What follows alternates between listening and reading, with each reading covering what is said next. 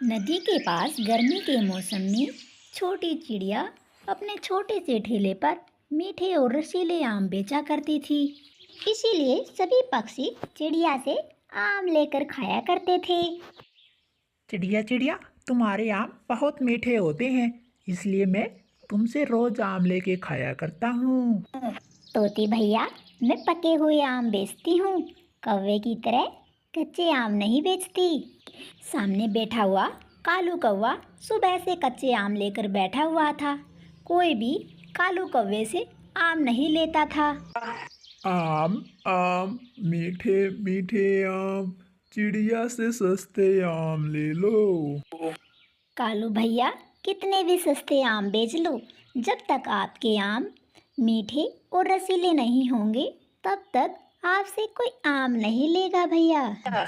जब तक तुम यहाँ पर बैठी हुई हो तब तक मेरा धंधा नहीं चलने वाला। या तो चिड़िया तुम्हें यहाँ से जाना होगा या फिर मुझे अपना ठेला यहाँ से हटाना होगा।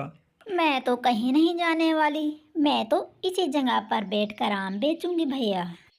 कालू कौवा जब अपने घर जाता है, अपने कच्चे आमों की टोकरी अपने साथ ले जाता है।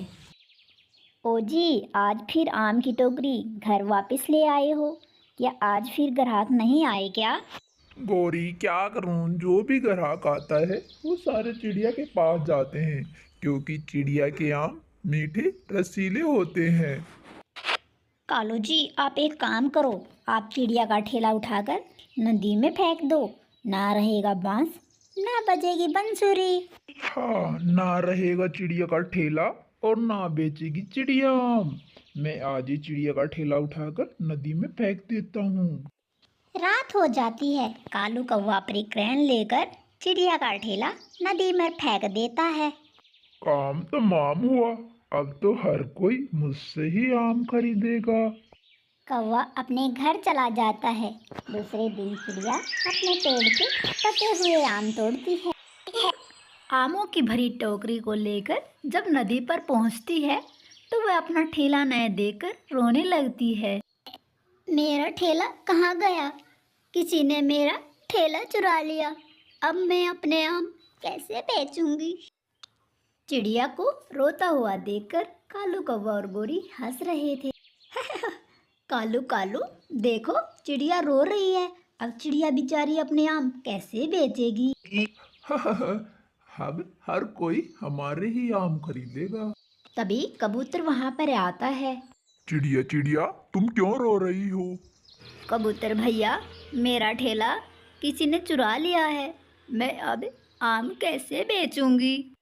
आइडिया। चिड़िया चिड़िया, तुम्हारे आम पके हुए और रसीले हैं। ऐसा करो, तुम कपड़ा बिछाकर उसी पर आम बेचना शुरू कर दो। तुम्हारे आम सब खरीदने आ जाएंगे। चिड़िया ऐसा ही करती है। चिड़िया कपड़ा बिछाकर जमीन पर आम बेचना शुरू कर देती है। छी छी, ओ जी, वो मनुष्य तो जमीन पर ही आम बेचने लगी। अब हमारा क्या होगा? टेंशन ना लो, कोई मुश्किल से ही इससे कोई आम लेगा। कोई भी पक्षी वहां पर आता और कौवे के कच्चे आम देखकर कहता। तभी बुलबुल वहां पर आती है। अरे कालू कौवे, इतना बड़ा ठेला लेकर लगा कर बैठे हो और कच्चे आम लेकर बैठे हो। मैं तो उस चिड़िया से ही आम खरीदूंगी। बुलबुल बुलबुल, हम तुम्हें आम बहुत सस्ते में देंगे। ना भाई, मैं तुम्हारे आम तो मुफ्त में भी ना लूं। बुलबुल चिड़िया के पास जाती है और चिड़िया से आम ले लेती है। वह कवि अब चिढ़ने लगे थे। ओ जी, या तो हमें अपने आमों का कलर पीला करना होगा या हमें आम पीले होने का इंतजार करना होगा। तुम चिंता ना करो, कल मेरे आम भी चिड़िया की तरह पीले होंगे। देखना मैं क्या करता हूँ। दूसरे दिन कालू कौवा बाजार जाता है। भाई जी, एक येलो कलर की बाल्टी दे दो और एक पेंट करने का ब्रश भी दे दो। पीला रंग, अगर घर को रंग करना है तो रेड या ग्रीन ले लो। नहीं दुकान वाले पक्षी, मुझे पीला रंग ही चाहिए। फिर कालू दुकान से एक बाल्टी पीले रंग की लेकर घर आ जाता है। ओ जी, इस रंग का क्या करना है? तुम रंग की बाल्टी मुझे दे दो, तुम मुझे एक एक आम देती जाओ और फिर देखना मैं क्या करता हूँ। कौवा अपने कच्चे आमों को कलर कर देता है। देखने से तो वो आम ऐसे लग रहे थे जैसे बहुत ही अच्छे से पके हुए हो। कालू के पके हुए आम देखकर कहती है, कालू कौवे, ये हुई ना बात, अब आपके आम हर कोई खरीदेगा। अपना काम करो छोटी चिड़िया, मैं तुमसे बात नहीं करना चाहता। आम ले लो आम, पके पके आम ले लो, मीठे मीठे रसीले रसीले आम ले लो। आम ले लो आम, बिल्कुल ताजे ताजे आम।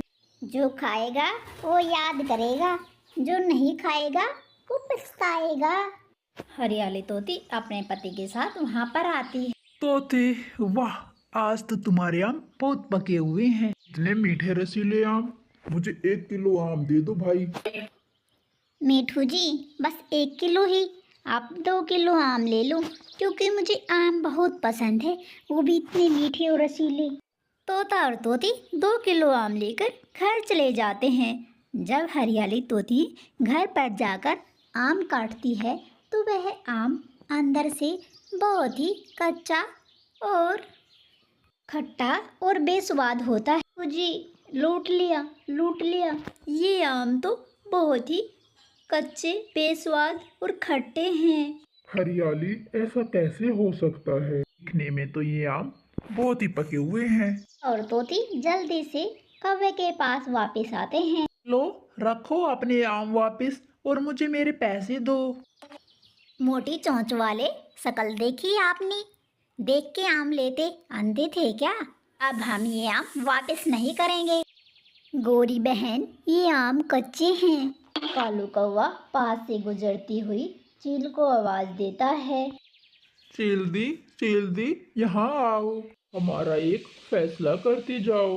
चील दीदी, अच्छे से चेक करके बताओ, क्या ये आम कच्चे हैं या पके हुए हैं? तोते, मैं तो करूँगी न्याय की बात।